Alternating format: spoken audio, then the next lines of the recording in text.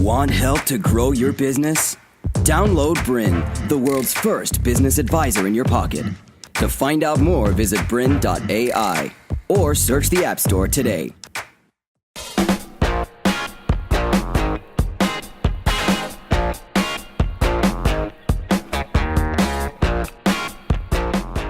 Hi there and welcome to the Young Entrepreneur Show.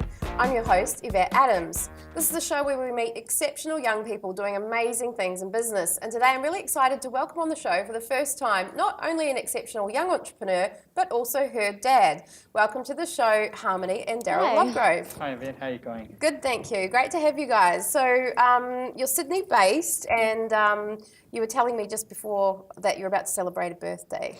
I am. Yeah, it's crazy. I'm turning 17 tomorrow. I still can't believe it. Turning 17, but you started your business pretty young, 9 years old. Tell us about that. Well, Mum and Dad could technically find out that I could sing when I was about 2, but then, first kind of real performance that I did properly was when I was 9, and that was at Luna Park, and it was in like the formal room. Crystal Palace, Yeah. yes, So and that we was really fun. We should go into that. So your business is being a performing artist, right? Yeah. Yeah, and pretty so much. Dad, you saw her, you probably don't remember this, performing at 2. Tell us about that day.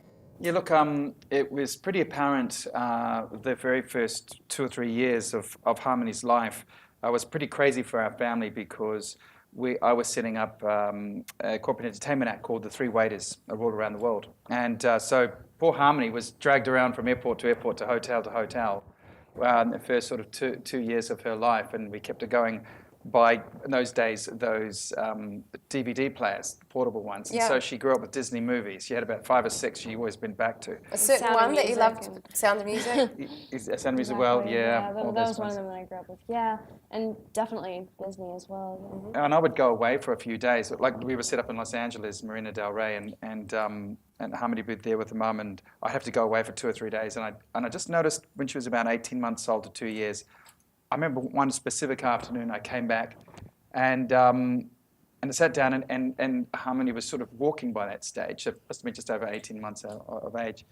And she said, "Mum, Dad, okay, sit down, I'm ready. And I was excited to see me back. I'd been away for 3 days, and I thought, oh, this is something that she's obviously been working on with Mum while I've been away. And it was the Lion King's Just Can't Wait to Be King.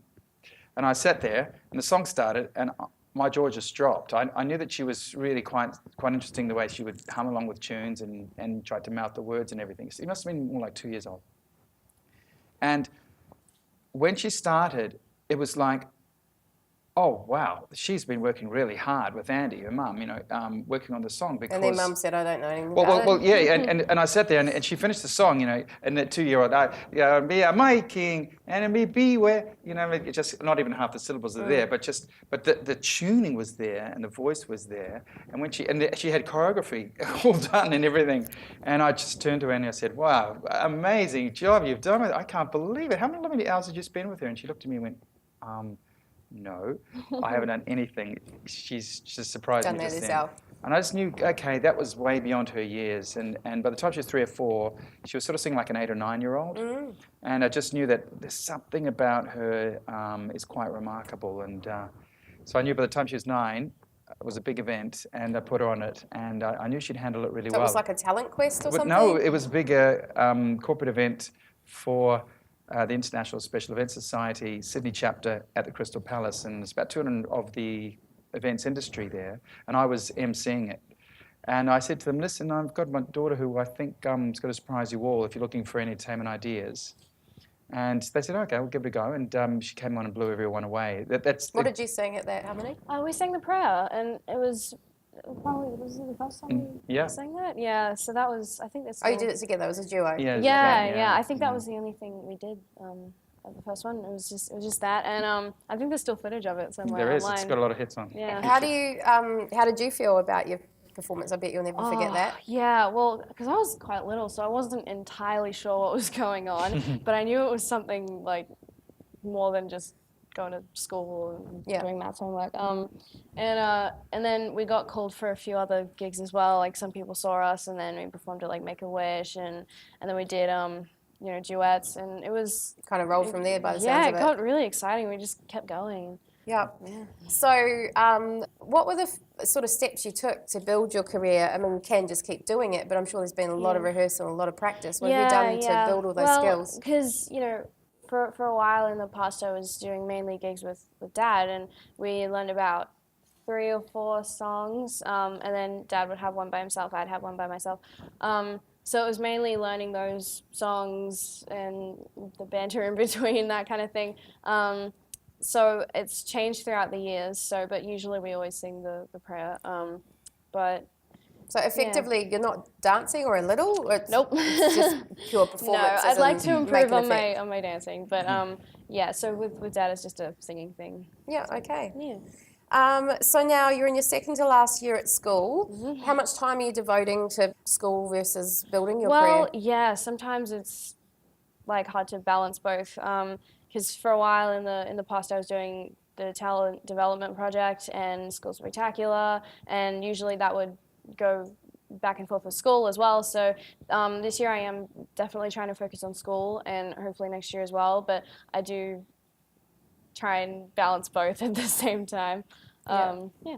So how do you balance? Do you diarise, or you sit down each week with Dad or Mum and work out what you got on? I find designated time periods, I guess, like some to work on like assignments, and then others to practice like my repertoire and things like that. Mm-hmm. Yeah. That's good. Everyone's got to have time management, whatever business you're in. Exactly.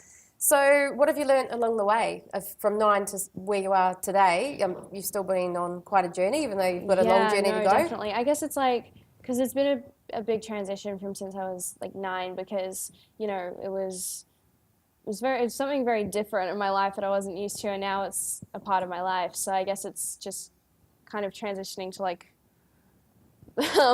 just like, I don't know. Do you feel more confident? I definitely do. Yeah, it definitely improved my confidence. I was quite quiet in primary school, like as much as I was enthusiastic about other things. Yeah, sometimes it was hard. So now I've like built up more confidence from this as well, because you have kind of not 2 profiles, but you're more confident on stage anyway, and then it just you can take that home afterwards. What tips would you have? I mean, confidence is a life skill that everybody needs, everybody in business. So how would you tell someone who might watch this show and say, oh, I'm too shy to do showbiz, or I'm too shy to do a presentation, but I really need to pitch for money, or whatever it might be? What would be your advice to how to build their confidence? Well, I was quite shy in the beginning as well, but I guess it's like you got to put yourself out there, make sure you can get recognized.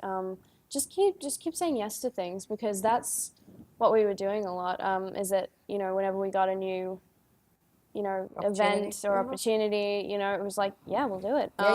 And so it's more just putting yourself out there and just kind of going for it, I guess. And if you are struggling with nerves and that kind of thing, like I was, it gets easier the more you just kind of go for it. I don't know. Yeah, fair enough. Because I was still quite nervous in some of my past gigs, but then there was something about the environment and the atmosphere and the people you work with that it's just so relaxed sometimes. So they help you as well. Yeah. Daryl, you've obviously guided her, and I'm sure it's a bit of a balance of, when to push and when not to, and what's helpful, because parenting is a journey. Yes, it is. How have you helped you build a confidence, or what have been other skills that you feel like you've definitely contributed with your background in entertainment?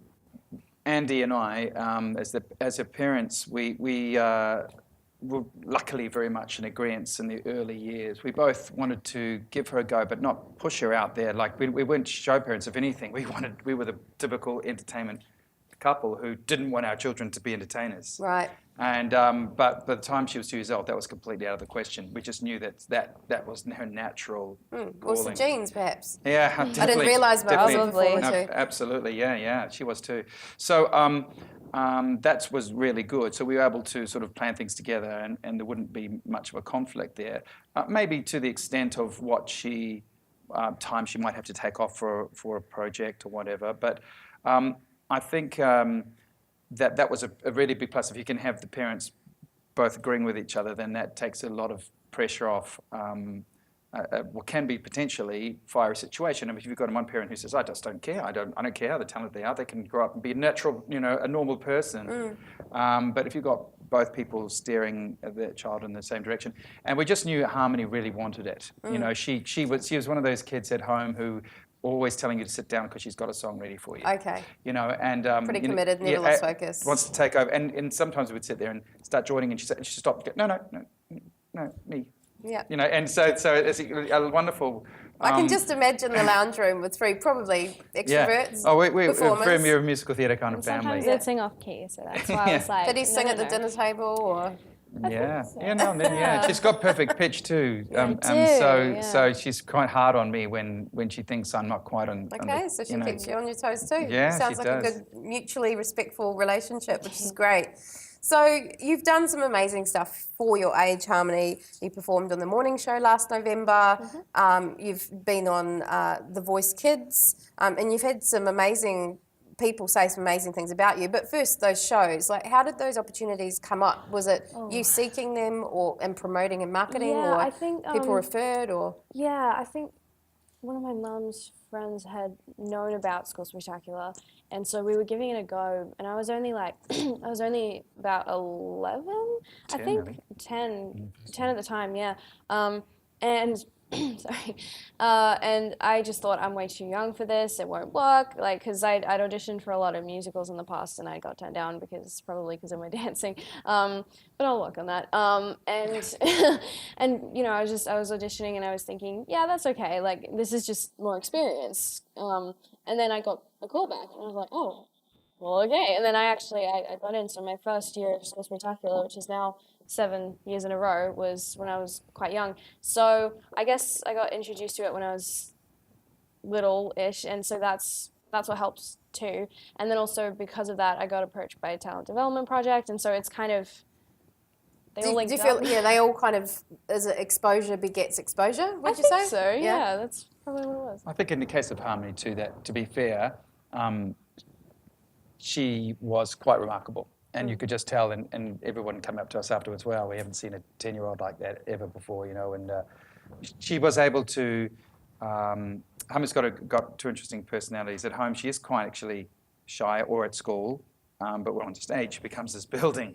And it's quite remarkable to see the change. Yeah. Yeah, and she's cut out for it. I just see her backstage. She says she gets nervous, but nothing like I've seen other people. Yeah. And she goes on stage, she's just able to just deliver this extraordinary performance every time. And I just stand there sometimes when I share the stage with her or watch her from the audience. I'm always just amazed that, you know, you've kind of, that just, you shouldn't say quite, the thing you can't quite put your finger on. She has it. The X Factor, yeah, maybe. the X Factor, yeah. Hence the program too. Yeah. Look, we've got lots more to discuss, but I am going to stop us there for a little break, because and when we come back, we're going to talk about how people have even compared her to Whitney Houston and Barbara Streisand. So I bet if you're watching this, you're thinking, I've got to go and check this girl out on YouTube, and you should. So thanks, sit tight, keep watching, and come back. To continue enjoying this presentation, download Bryn, the world's first business advisor in your pocket. To find out more, visit bryn.ai or search the App Store today.